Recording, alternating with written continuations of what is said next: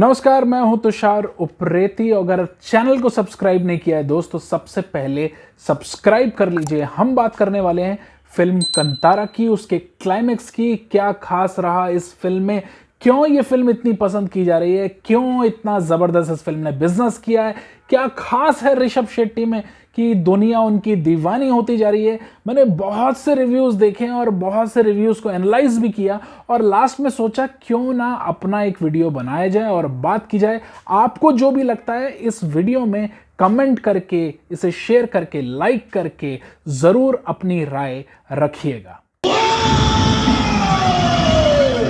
अपने रिलीज के लगभग आधे महीने से ज्यादा वक्त के बाद भी अगर कोई फिल्म, या मैं ये कहूंगा कि कोई ऐसा चमत्कार कुछ देखने को मिल रहा है हमें बड़े पर्दे पर कि पब्लिक अभी भी उस फिल्म के टिकट खरीद रही है, तो ये अपने आप में एक बहुत ही बड़ी बात होगी। मैंने ये फिल्म बहुत बाद में देखी, जब सारे रिव्यूज, सारे व्यूज आ चुके हैं, और ये वीडियो बनाने का मकसद भी जो है वो यही है कि बारीकी से जरा निरीक्षण किया जाए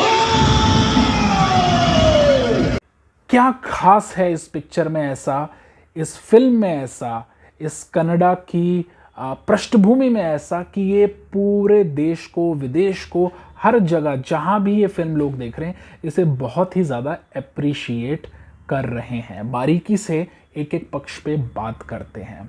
तो बहुत से लोगों ने, क्योंकि कई जगह जहां मैंने देखा जहां पे कन्नड़ा से हिंदी में डब किया गया है फिल्म को या किसी दूसरी भाषा में, तो नीचे एक शब्द चल रहा है डेमी गॉड। तो बहुत से लोगों ने कहा ये डेमी गॉड की कहानी है, ये फलाना है, डिमकाना है। लेकिन मैं आपको बताऊं, डेमी गॉड जो शब्द इन्होंने इस्तेमाल किया है, जो ट्रांसलेशन में आया है, हिंदू समाज में सब जगह एक समतल कर देने वाला इस भावार्थ को जो एक शब्द है वो है कुल देवता। यानी कि वो कुल देवता या कुल देवी जो सबकी रक्षा करती है। आप उत्तर से दक्षिण, पूरब से पश्चिम कहीं भी चले जाएं, अगर हिंदू समाज की जड़ें हैं वो इन्हीं कुल देवता के इर्द गिर्द रची हुई हैं। तो ये फिल्म इस चीज को बहुत ही अच्छे से एक्सप्लोर करती है। दोस्तों, कुछ फिल्में होती हैं जो ऐतिहासिक होती हैं, कुछ फिल्में होती हैं जो कंटेम्पररी ऐतिहासिक होती है, यानी कि समकालीन इतिहास पे होती है, यानी कि ऐसा इतिहास जो आपके इर्द गिर्द है, जैसे कि आज़ादी का इतिहास, उसके इर्द गिर्द का इतिहास। कुछ फिल्में होती हैं जो मॉडर्न होती हैं और कुछ फिल्में होती हैं जो एकदम अल्ट्रा मॉडर्न होती हैं। कंतारा में ये सभी चीज़ों का मिश्रण है। 1800 से कहानी शुरू होती है और 1990 तक जाती है, लेकिन जिस किस्म से ऋषभ शेट्टी ने इसको रचा है वो अपने आप में बेहद काबिले गौर बात है। बहुत बारीकी से अध्ययन किया है उन्होंने पूरी उस संस्कृति को पर्दे पे उकेरने के लिए, जिसे देख के दर्शक मेस्मराइज हो जाता है। हाँ, बहुत से लोगों ने इसके उस अल्टीमेट क्लाइमेक्स की ओर बहुत ज़्यादा ध्यान खींचा है, जो बहुत ही ज़्यादा मेलोड्रामेटिक है मैं कहूँगा, और जिसने इस किस्म का सिनेमा कभी नहीं देखा है उसे एकदम शौक की तरह वो लगता है।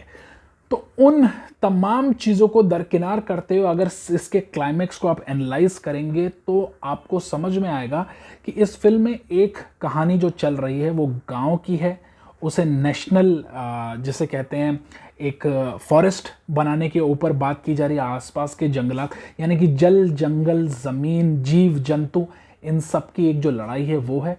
दूसरी बात विश्वास की है, आस्था की है, और अंत में वो बलिदान की है जो हमारा जो हीरो इसमें है वो कैसे उसको करता है। इन सब के बीच में गांव का एक जमींदार है जिसकी अपनी ज़मीन और उससे जुड़ी हुई लस्ट है, उसकी एक ऐतिहासिक कहानी है, और वो जब आप देखते हैं तो इसको देखते चले जाते हैं। लेकिन ऐसा कुछ भी नहीं है जो आपको बहुत बोझिल लगेगा, बल्कि बहुत ही हल्के फुल्के ढंग से ऋषभ शेट्टी ने सारी बातों को रचा है।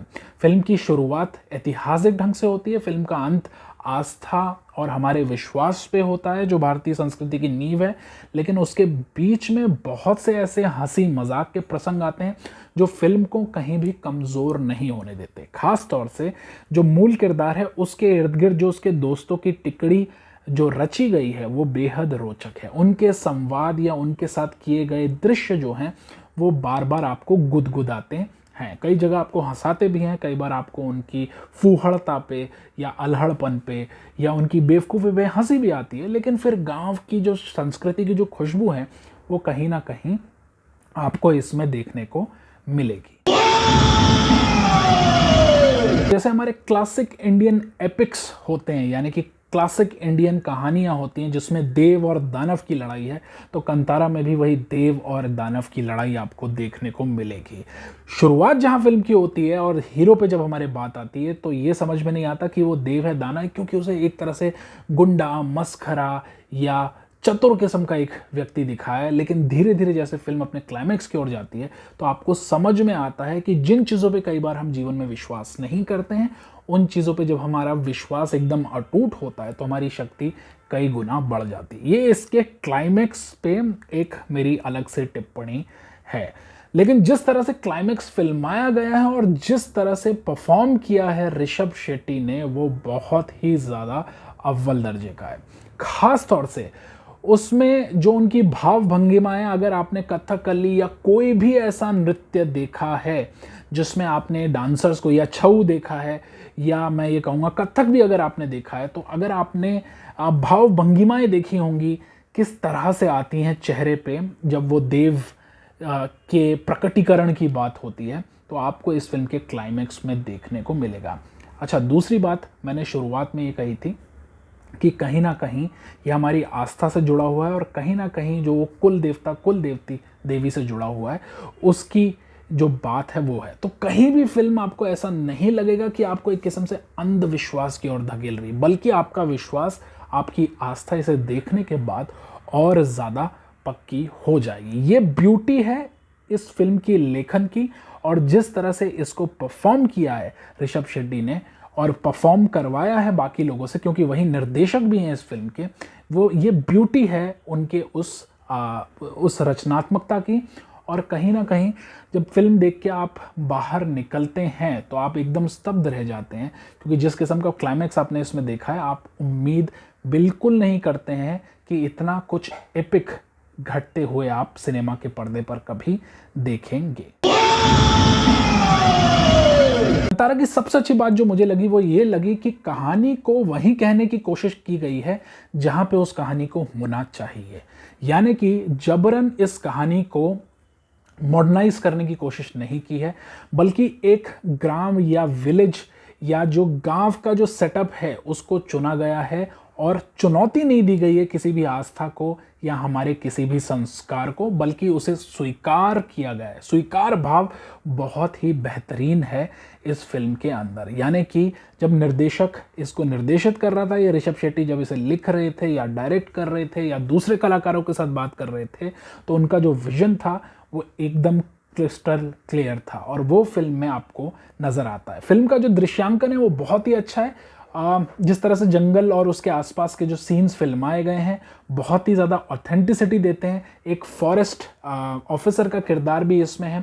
कई जगह आपको वो करप्ट लगते हैं, कई जगह गड़बड़ करते हुए नजर आते हैं, लेकिन जबरन उन्हें विलन बनाने की कोशिश नहीं की गई है। तो कहानी और लड़ाई जो है, जैसे कि मैंने कहा, देव और दानव के बीच में है और उसको पर्दे पर उतारने में पूरी तरह से ऋषभ शेट्टी जो हैं वो सफल होते। समझ में ये भी आता है कि कन्नड़ा फिल्मों का ये चरमोत्कर्ष है। अगर आप इतिहास के स्टूडेंट हैं, अगर आप एंथ्रोपोनोलॉजिस्ट हैं, अगर आप कहीं ना कहीं साइकोलॉजिस्ट हैं, या मैं ये कहूँगा या आम दर्शक हैं, ये आपको पूरी तरह से बांधे रखती है। यानी कि कोई अगर ऐसी रचना रच ली जाए जो बुद्धिजीवी हैं उनको भी बहुत पसंद आए और आम दर्शक को भी बहुत पसंद आए, तो यानी कि उसके पीछे की जो मेहनत है वो बहुत ही ज़्यादा पक्की है, जो ग्राउंड है वो बहुत ही ज़्यादा पक्का है। तो कन्नड़ा सिनेमा को तो ये एक नए चरमोत्कर्ष पर फिल्म लेके ही जाती है, बल्कि मैं ये कहूँगा कि भारतीय सिनेमा को भी ये नए चरमोत्कर्ष पे लेके जाती है। छोटी सी एक बात और बताऊँ जो फिल्म देखते देखते मैंने रियलाइज़ की। जब आप इतिहास पढ़ते हैं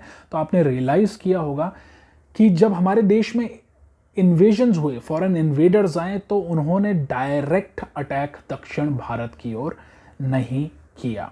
उसका क्या कारण है वो फिल्म में जब खान पान के दृश्य आप देखेंगे हीरो और उसके दोस्तों के बीच में, या देख चुके होंगे, तो आप समझ जाएंगे कि वो किसी ना किसी एक ऐसे जंतु को खाते थे जो कहीं ना कहीं किसी पर्टिकुलर रिलीजन के लिए हराम था। मैं नाम नहीं लूँगा किसी रिलीजन का या उस पर्टिकुलर जंतु का।